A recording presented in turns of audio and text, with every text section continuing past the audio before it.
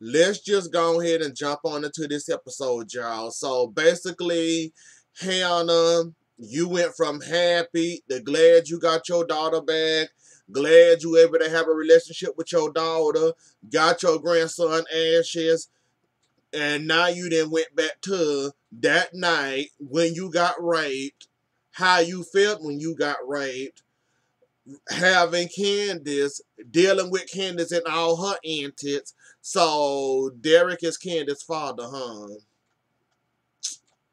It sucks that it had to come out this way. Really, it did. The man that really loved you, the man that was there to protect you, the man you gave your heart to, is the man that took advantage of you when you was younger.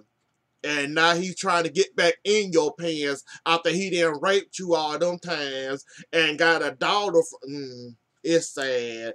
Like, I at least want Hannah to win, but I ain't want her to win this type of way. Like, she got a victory with her daughter. Now, she got to battle this.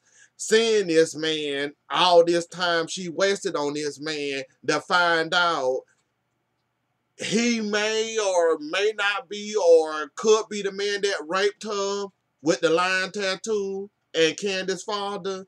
Yeah, I feel so bad for you. And the only messed up part that I can think about this whole situation is how I defended you.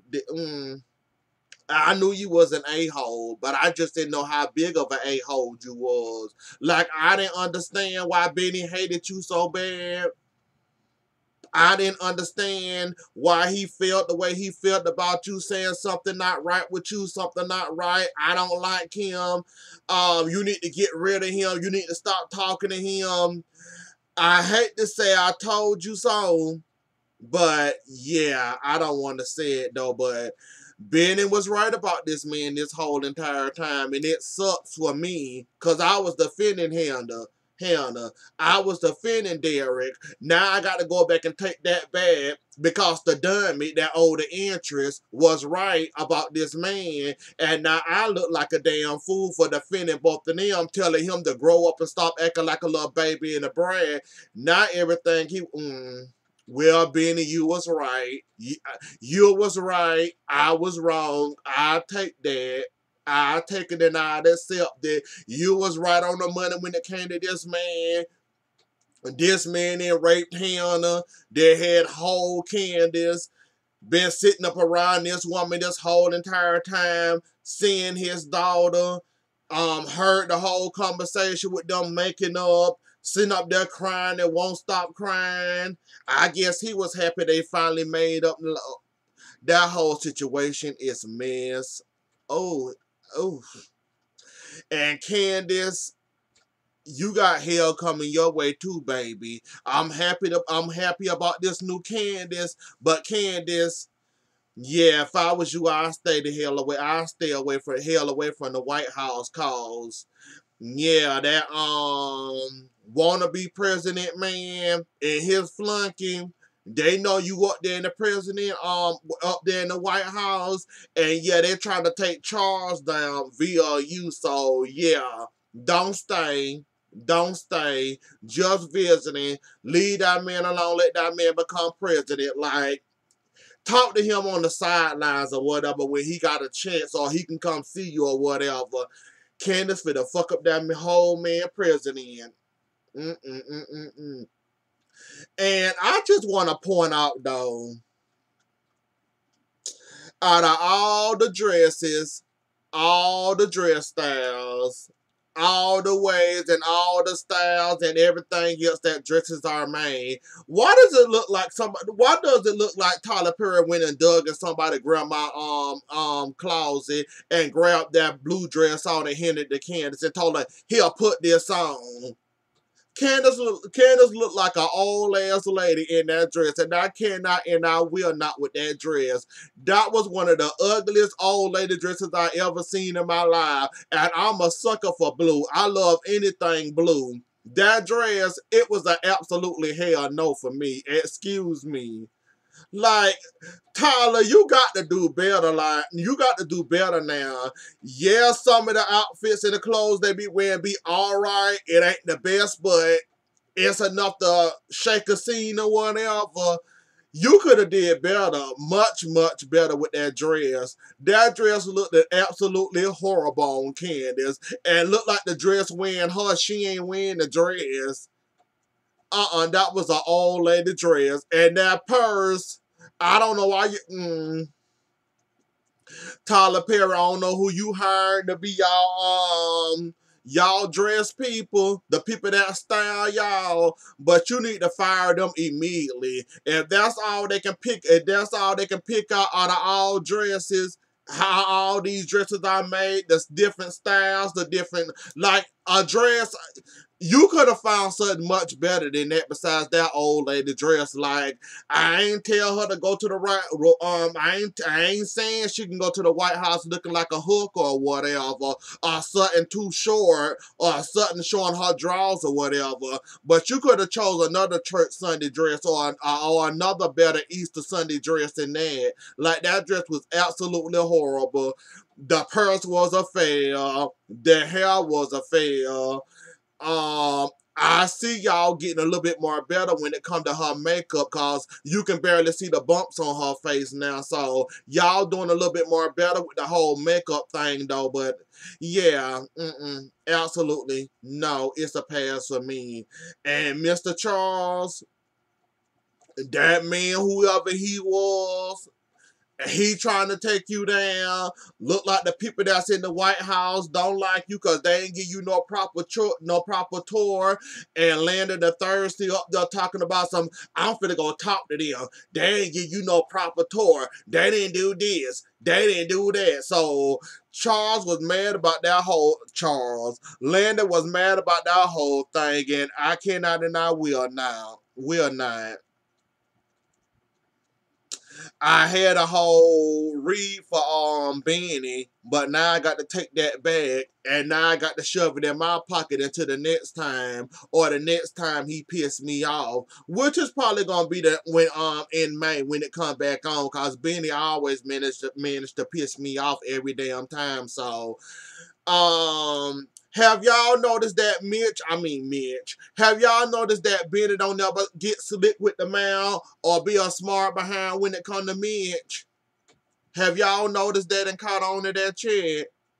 Cause without Mitch, you wouldn't be in this situation. Without Mitch, you wouldn't have got that money. Without Mitch, your behind probably would have been dead by now. So I guess you owe Mitch some type of respect. And I don't ever hear you get slick or get smart with him very often. You try to get smart with him, then he shut you the hell up and shut you down, and then you don't have no backup for that. So I always caught that how you get smart with Mitch. Mitch basically tell you to shut up without telling you to shut up. You always shut up like the dog you are, and he tell you what you gonna do, and you be like, yes, sir. Have y'all caught on to that shit? Like, you don't want none of Mitch, I'm guessing. You ain't too big a badass. You don't like you cuss everybody else off and tell everybody else off, including your mama. But when it come to Mitch, Mitch know how to pull your plug quick and shut you the hell up quick. When he told you, look, you got to pay that interest whether you like it or not. I don't know what you need to do to go pay that interest. Maybe you need to go sleep with Veronica or something to pay that interest. But yeah, they want that interest. And furthermore, I can't help you too much longer. I'm doing what I can, but now my family looking at me weird and suspicious because I'm trying to help you with their racist behind.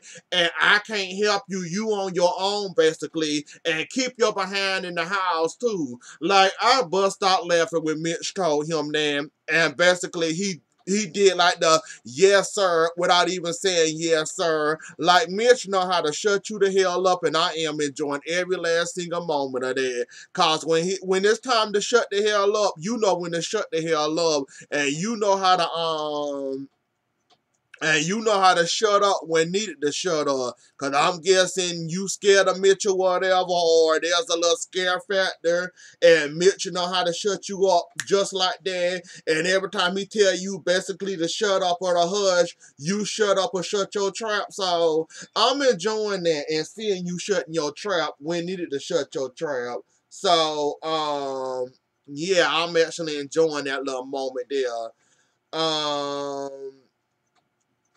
What else I want to talk about? Oh, Veronica and David.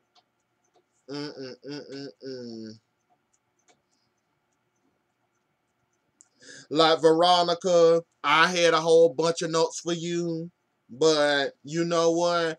I'ma save all my notes. I see you. I see you still ain't picked the struggle yet. You going from scared, innocent victim. I'm being played. I've been made a fool out of. I look like a damn fool for taking you back. Two, when y'all went out there to the pool, you basically admitted everything this man basically already been told by Jeffrey, by Jeffrey. I think by Jeffrey. I think Candace might have confirmed the story for you with her with the stuff that Jeffrey gave you. So basically, you gave him a confirmation of Erica. He was getting played and all that.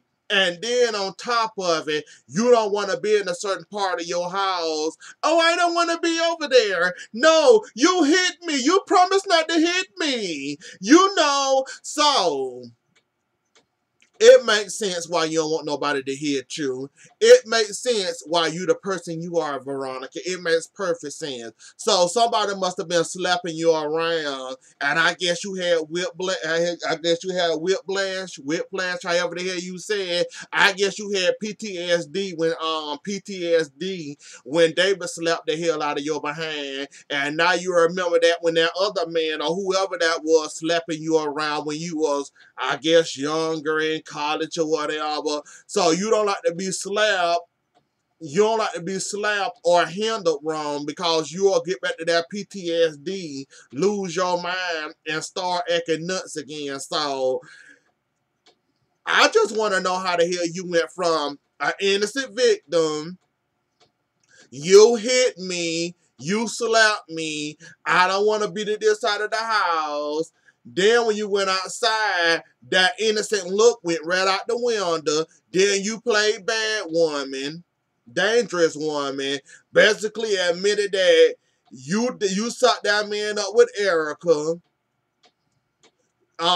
You and Candace playing that with Erica. You sought him up. You got him back. And basically, you wanted him to admit that he cheated on you when you technically cheated on that man. That man didn't cheat till you started cheating. And that's another victim I want you to get rid of. You cheated on that man first. Don't get mad because that man was able to keep his around and you lost yours because you lost your darn mind around here drinking water, around here drinking alcohol like you a water faucet and they got an unlimited supply of water. Like, yeah, that's part of your problem with your drinking problem that you have. That also like the rear his ugly head. Like, you can't blame David for cheating on you. Really, you can't. Last time I checked, you cheated on him first with Benny. Do I need to bring that back up? He caught you twice with Benny in your bed. He caught you in the car giving him head. Do I need to bring that back up? And then he caught you in Hannah house, if I remember correctly, with Benny. So I want to know how you want to call him out for his cheat and then said, I got you good because you cheated on me. But it's funny how when this man was acting like a husband who was getting cheated on, it seems like you forget like you cheated first. You started the fire.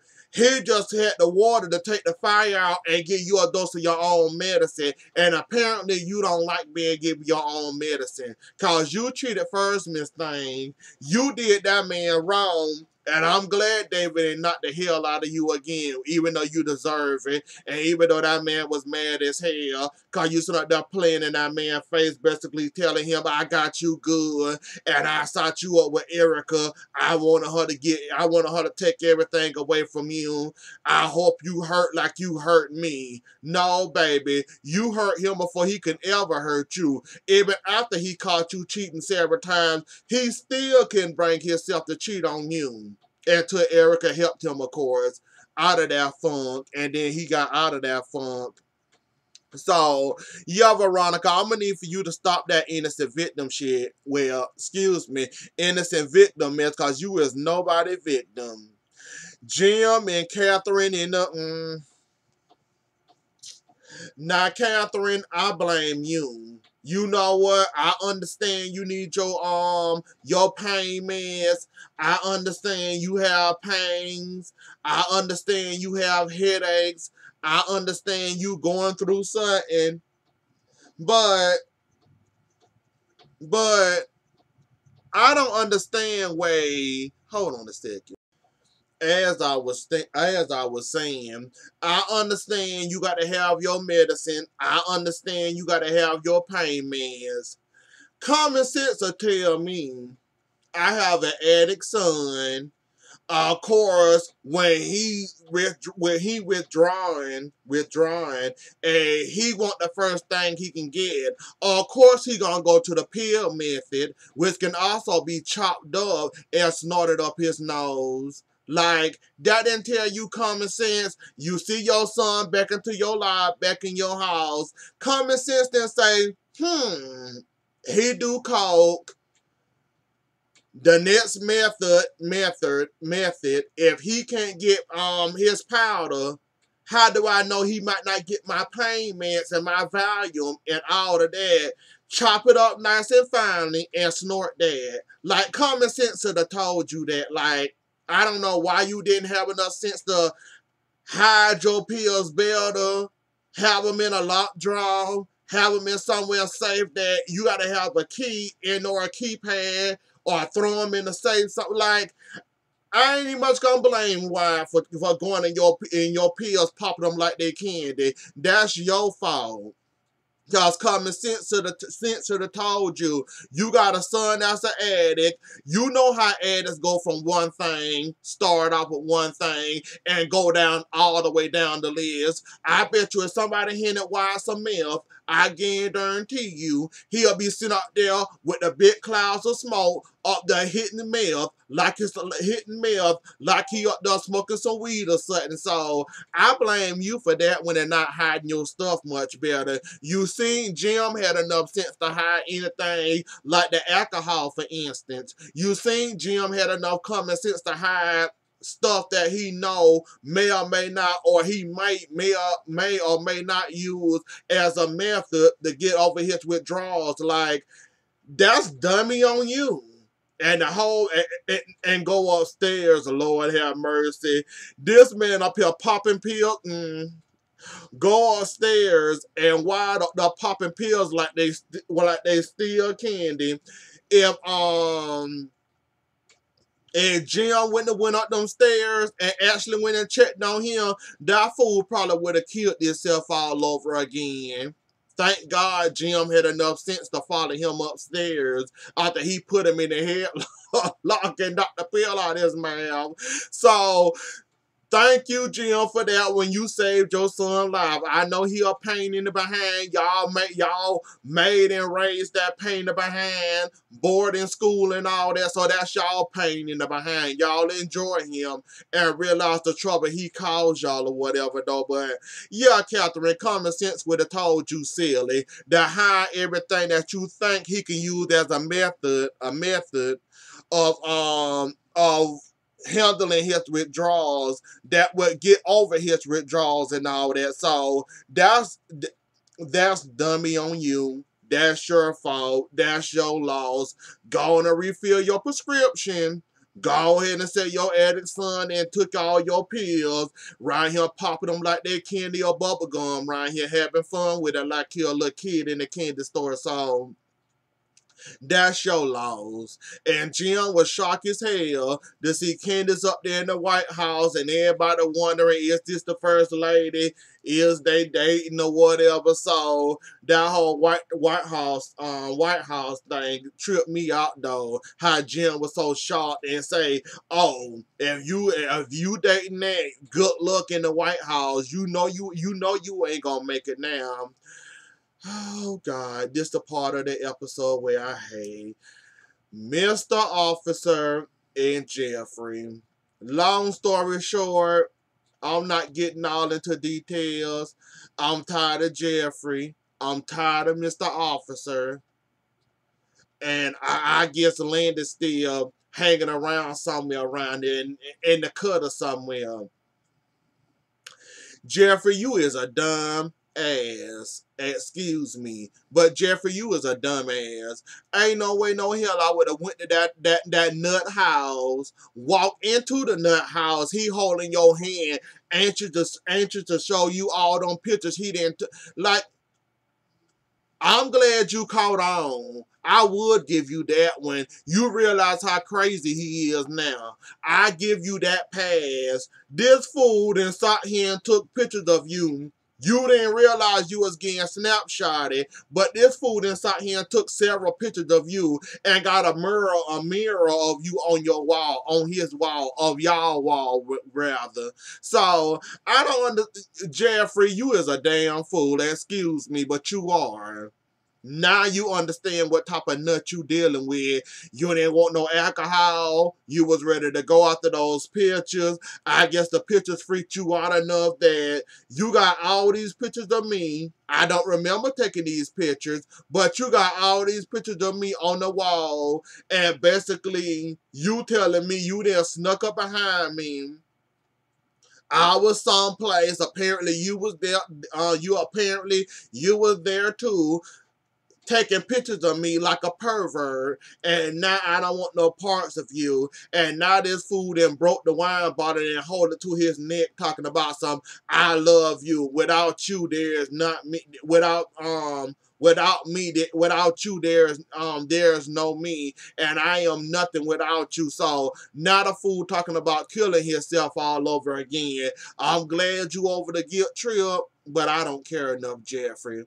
That's that's about that's about it for me when it come to you. That's all the time I have for you. Very little. You and your antics. You and Mr. Officer antics. You and Madison and his antics too. Like that's all the time I got for y'all. I'm just waiting for your death, to be quite honest with you. And I'm waiting to see how far of a nut you gonna realize before you realize you dealing with a whole pistachio. That's all I'm waiting on. That's all I'm waiting on. But anyway, though, y'all, that was the episode. Don't forget to like, share, comment, and subscribe. I'll see y'all later. I see y'all May 20, whatever coming back on. All right. Bye.